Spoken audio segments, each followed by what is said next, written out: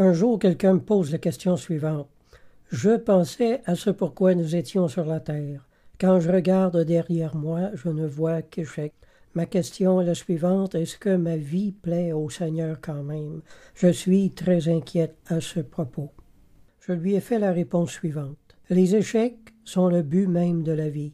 Si tu en as eu beaucoup, alors ta vie est une grande réussite. Il est écrit, « Misérable que je suis, qui me délivrera? Grâce soit rendue à Dieu. » Romains 7, 24-25. La réalisation de notre misère et les échecs sont donc sur le chemin même de la grâce de Dieu. Quand nous ne trouvons plus d'appui en nous-mêmes, celle de Dieu s'offre à nous. Notre rôle est simplement de garder la foi. Les échecs sont des expériences précieuses. Par eux, la chair est crucifiée. La tristesse nous fait vivre dans la nuit. Douloureuse d'abord, elle débouche sur une joie spirituelle inaltérable. Ainsi, la tristesse agit en nous et la joie agit en nous. Les pieds sur la terre, mais l'esprit dans le ciel. Le casque du salut nous prévient contre toutes les blessures morales à long terme. Les blessures à l'âme embellissent le cœur. Il faut rester calme et pratiquer l'esprit d'abandon et le lâcher-prise à propos du passé. Le passé prend soin de lui-même. Laissons simplement les circonstances rouler sur vous comme les vagues roulent sur le sable. Dieu est le potier, nous sommes l'argile de Dieu. Il appelle les tempêtes et il calme les tempêtes. Tout vient de lui. Souvent, Dieu ne nous aide pas dans les épreuves. Il nous regarde simplement faire nos muscles spirituels. Psaume 18, 34. Il exerce mes mains au combat. Avez-vous déjà vu les choses sous cet angle? De toute façon, à notre mort, nous perdrons tout ce à quoi nous sommes présentement attachés sur la terre. Alors essuyer des pertes maintenant ou plus tard n'a pas vraiment d'importance. La vie n'est qu'une longue perte. Mais les pertes sont le chemin de la sainteté et de la vraie spiritualité. Jésus a dit, « Celui qui perdra sa vie la sauvera. » La perfection évangélique, mes amis, c'est le renoncement universel à tout dans ce monde. Christ ne possédait que sa tunique. Il avait renoncé ou perdu pratiquement tout le reste. Nous pouvons être appelés à renoncer à tout volontairement ou être appelés à nous les faire enlever involontairement. Peu importe. L'important, c'est la ressemblance au Christ. S'il ne vous reste que votre chemise sur votre dos, eh bien, vous ressemblez déjà au Christ. Les pertes en cette vie n'ont d'autre but que de nous faire entrer dans la perfection chrétienne. Le cardinal Richaud a écrit « Le Seigneur veut que la période de votre déclin soit en réalité une ascension spirituelle et morale. » Fin de citation. La seule chose que le chrétien ne doit pas perdre en cette vie, c'est sa saveur. Si tu as tout perdu, mais que tu n'as pas perdu ta saveur spirituelle, alors tu n'as rien perdu du tout. Tu as tout gagné au contraire. Quelqu'un a dit, cette perte, c'est ton salut, et cette mort, c'est ta vie. Comprenons que sans la croix, l'Esprit Saint n'a aucun pouvoir. Toutes les mises à mort sont des grâces méconnues. Dieu mortifie notre chair pour que nous participions à sa beauté. Frères et sœurs, je vous dis une autre parole dure à entendre, toutes les pertes sont de bonnes pertes, même la perte de la santé. Le chrétien est mené à l'hôpital comme l'agneau était anciennement amené à l'autel. Le rôle de la vie est de briser les rêves et forcer nos yeux à regarder en haut, et de faire de nous des créatures du ciel. La vie présente n'est qu'une préparation à celle qui vient. Dieu a créé les vagues et il a créé le rocher qui les brise.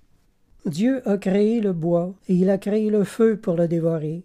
Quand nos rêves se brisent sur les rochers, dites avec le Seigneur, « Maintenant mon âme est troublée, et que dirai-je? Père, délivre-moi de cette heure. Mais c'est pour cela que je suis venu jusqu'à cette heure. Alors, Père, glorifie ton nom. » On retrouve ce passage en Jean 12, 27-28. Il y a un temps pour la délivrance et il y a un temps pour ne pas l'être. Élisabeth Cathèse a écrit « La goutte de fiel doit être mêlée à tous les calices. » Fin de citation.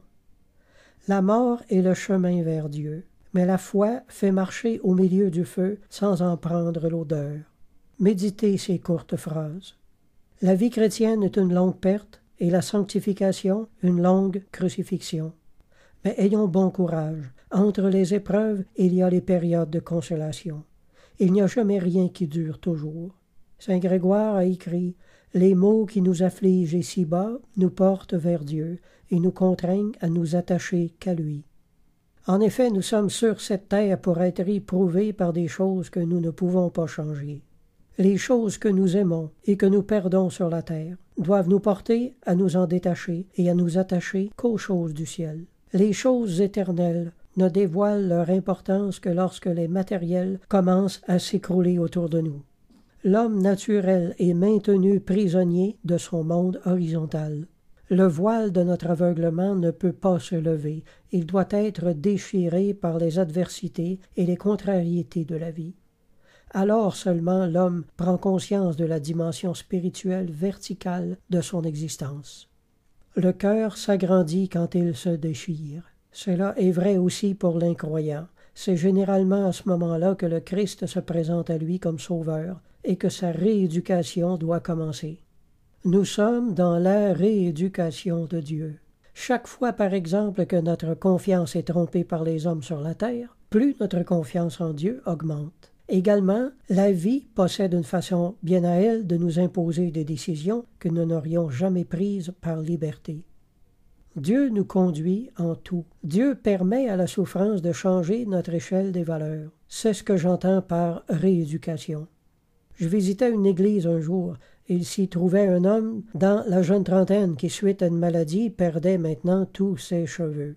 Dans sa détresse, il priait Dieu de lui redonner ses cheveux et tout le monde priait avec lui de cette façon. Mais, comme vous le devinez probablement, ses cheveux n'ont jamais repoussé.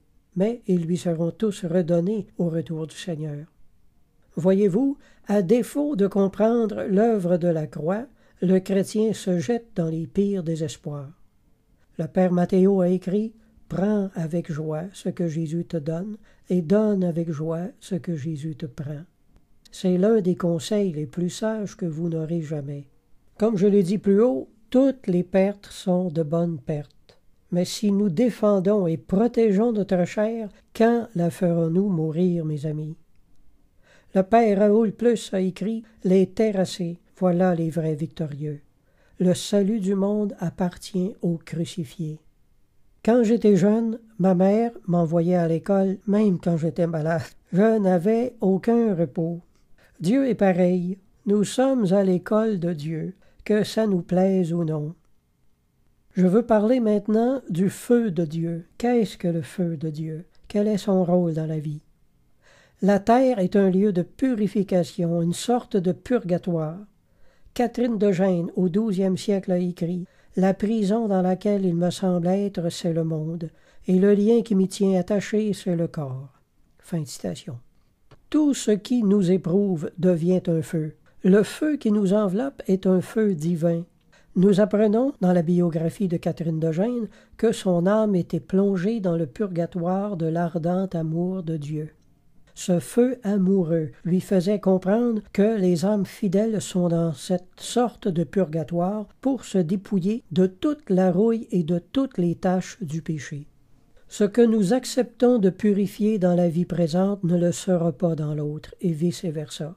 Dans cette optique, je vous encourage à relire la parabole du riche et du pauvre Lazare. Un biographe de Catherine de Gênes a écrit d'elle « Abîmée dans ce feu divin, Catherine était contente de tout ce qu'il opérait en elle. Son âme éprouvait un grand contentement d'être en cette disposition où Dieu opère tout ce qui lui plaît et en la manière qui lui plaît. Au milieu de ses plus grandes souffrances, elle ne contemplait que l'opération de la bonté de Dieu envers elle. » Fin de citation. Nous avons là une femme entrée en perfection. Son point de vue doit éclairer le nôtre. La flamme de notre purgatoire personnel s'appelle la sanctification dans la Bible. La sanctification est un feu, et ce feu est constitué de toutes les formes de contrariété qui se peut nommer. Quand il n'y a plus d'irritation durant ces contrariétés, c'est que le feu a tout consumé. Cette partie de nous-mêmes qui a été brûlée est alors entrée en sainteté. Catherine de Gênes a dit encore « Voyez l'or, plus vous le fondez, meilleur il devient. Quand il est purifié jusqu'au bout, à quelque feu que vous l'exposiez, il ne diminue plus, parce qu'il n'y a que son imperfection qui se puisse consumer. Ainsi fait le feu divin dans l'âme. Dieu la tient au feu jusqu'à ce que soit consumée toute imperfection.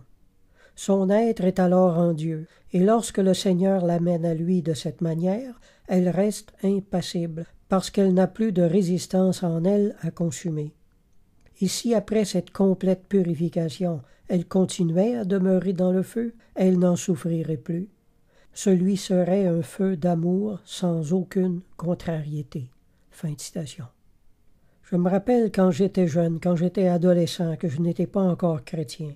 La vie me brûlait de toutes parts, j'étais dans une rage continuelle qui frôlait même la folie. Il y a 7 échelons jusqu'à la perfection de l'abandon au Seigneur. Il y a la folie, la rage, le blasphème, l'irritation, la contrariété simple, l'indifférence, le contentement, et finalement, l'âme se perd dans le feu amoureux de la volonté de Dieu. Je n'en étais qu'à la première étape de ma sanctification. Il y a 7 échelons jusqu'à la perfection de l'abandon au Seigneur. La folie, la rage, le blasphème, l'irritation, la contrariété simple, l'indifférence, le contentement, et finalement, l'âme se perd dans le feu amoureux de la volonté de Dieu. Ces âmes, entrées en perfection, trouvent la paix et la joie derrière tout. Chaque jour, ce contentement augmente par l'influence que Dieu exerce sur ces âmes. Leur contentement grandit à mesure que l'abandon à ce feu les consume. Durant tout ce processus, la douleur ne diminue pas, elle est toujours présente, mais les âmes parfaites sont satisfaites de cette disposition de Dieu. Elles sont unies à lui en pure conformité à sa volonté. Que cette volonté soit dure ou douce, ces âmes en sont toujours contentes. Dieu se sert du feu purgatif pour rendre l'âme parfaitement nette. Les âmes parfaites ne souffrent plus de souffrir. Elles acquièrent une si grande pureté que lors même qu'elles resteraient dans ce feu après leur purification, elles ne souffriraient plus d'y être. Catherine de Gênes a dit « Mon âme demeure en ce corps comme dans un purgatoire. Cette vue me procure grande paix et contentement. Ce contentement, toutefois, ne diminue ni la douleur ni la violence de l'attaque, mais on ne pourrait me donner de peine si extrême qui m'écarterait de la volonté divine. Je ne me séparerai pas de ma prison, ni ne chercherai à m'en séparer, jusqu'à ce que le Seigneur ait fait en moi tout ce qui sera nécessaire. Mon contentement est que Dieu soit satisfait. » Fin de citation. Le feu consume la rouille de la chair et en même temps, l'âme se découvre à l'image divine. Plus la chair se consume, plus l'âme se sanctifie et correspond à l'image du cœur de Dieu. La chair est l'enveloppe de l'esprit. Dieu la consume par le feu. Et plus elle se consume, plus aussi l'âme correspond à celle de Dieu. À mesure que l'âme s'ouvre au feu divin, plus la joie de cœur augmente. Dans les âmes parfaites naît également un feu excessivement ardent qui rejoint les feux extérieurs, le feu de l'amour de Dieu. Tous ne peuvent définitivement pas comprendre ces choses, je réalise. Il faut être dans le feu pour comprendre le feu. Il faut être dans l'intimité de Dieu pour comprendre l'intimité avec Dieu. Il faut beaucoup aimer Dieu pour aimer son feu. Les saints de Dieu se soumettent au feu de Dieu de tout leur cœur. Amen.